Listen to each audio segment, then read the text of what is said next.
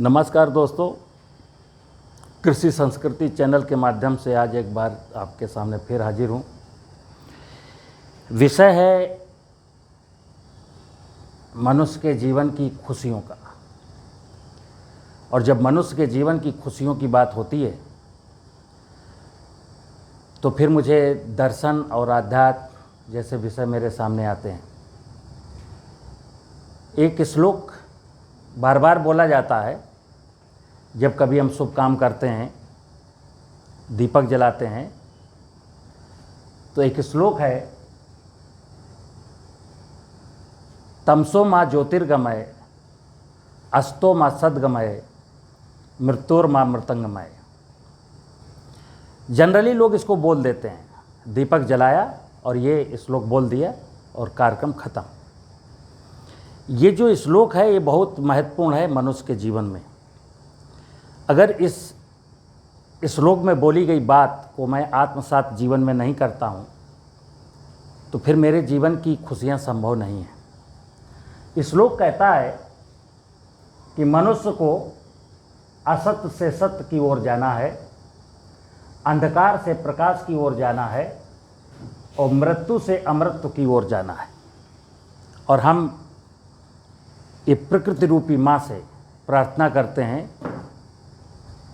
कि हे माँ, मुझे असत्य से सत्य की ओर ले चलो, मुझे अंधकार से प्रकाश की ओर ले चलो, मुझे मृत्यु से अमृत की ओर ले चलो। लेकिन ये मनुष्य को अध्ययन करना पड़ेगा,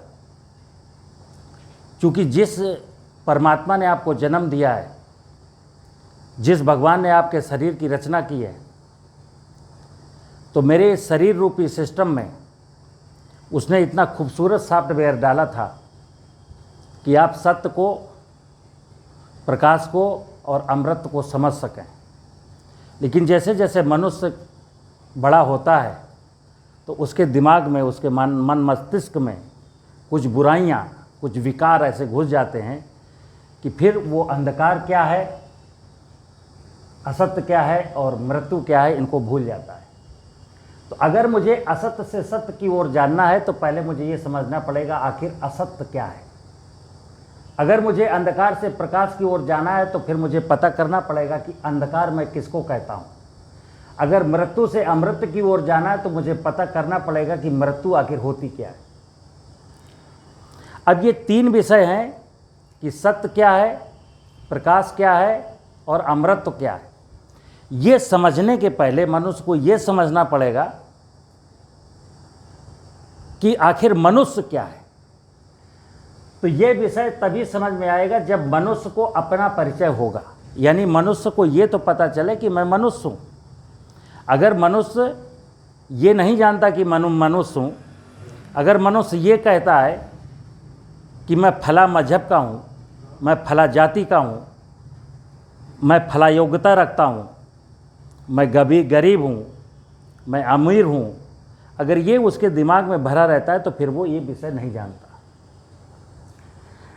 हम सभी लोगों ने सुना है, बहुत बार सुना है। आपने सुना है कि मनुष्य परमात्मा की सबसे सुंदर रचना है, इस प्रकृति रूपी बगिया का माली है। मनुष्य इस प्रकृति रूपी बगिया का माली है और परमात्मा की सबसे सुंदर रचना है।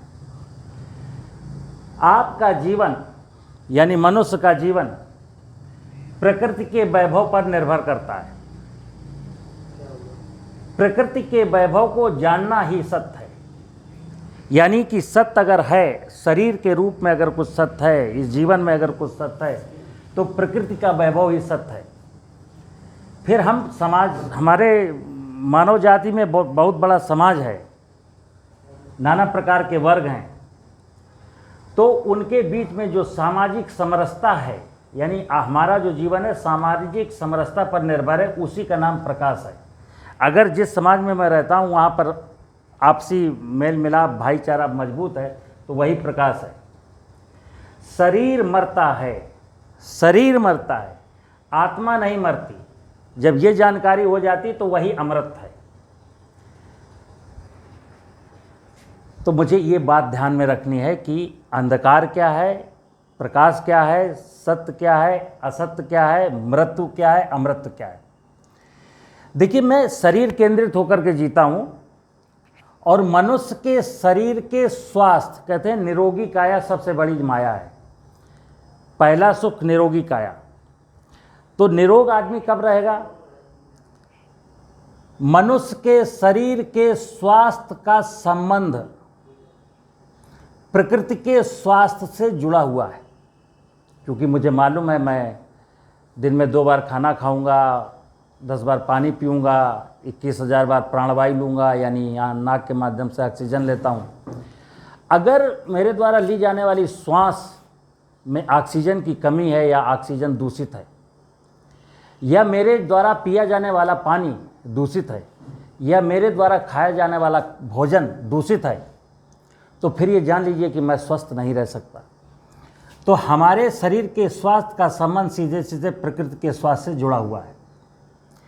अब प्रकृति के वैभव को जानना, क्योंकि जब भी मैं प्रकृति की बात करता हूँ तो प्रकृति के रूप में लोग क्या कहते हैं, अरे प्रकृति की क्या बात करना, प्रकृति तो है ही है।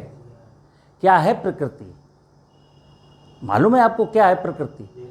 तो प्रकृति का वैभव क्या है?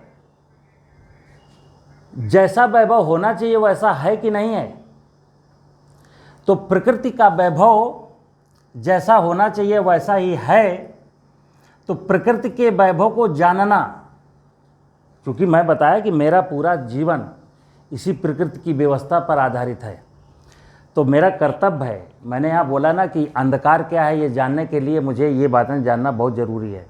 अंधकार क्या है, प्रकाश क्या है और अमृत क्या है। तो प्रकृति के वैभव को जानना ये ज्ञान है, या इसको हम दर्शन भी कहते हैं। प्रकृति के वैभव को सजाना यानी कर्म करके प्रकृति की व्यवस्था को, जड़ चेतन जगत की इकाइयों को समृद्धशाली बनाना, ये कर्म है। प्रकृति के वैभव को खराब ना करना। अगर मैं नहीं जानता हूं,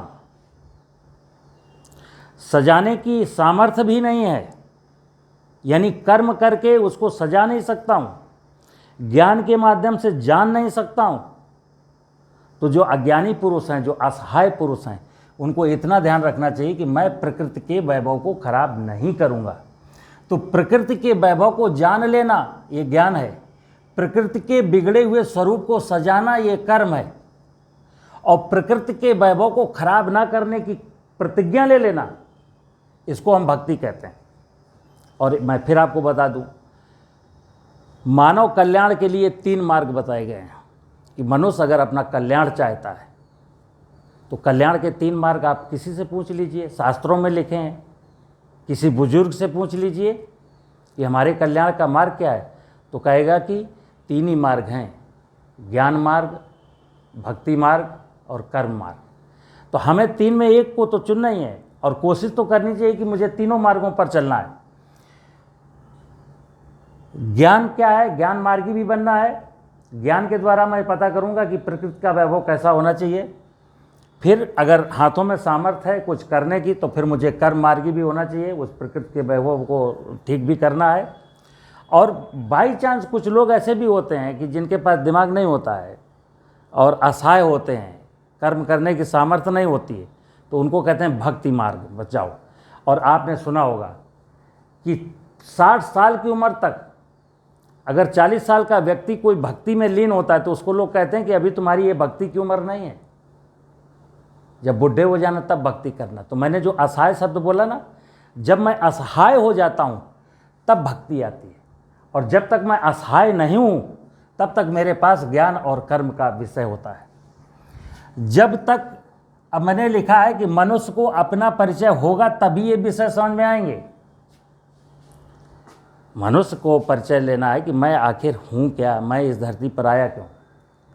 तो जब तक मनुष्य जातियों के बंधन में, मजहबों के बंधन में, ऊंच नीच के बंधनों में, अमीर और गरीबी के बंधन में, अनपढ़ और पढ़ा लिखा होने जैसे विषयों में फंसा रहेगा, तब तक सत्य क्या है, प्रकाश क्या है और अमृत क्या है वो नहीं समझ पाएगा।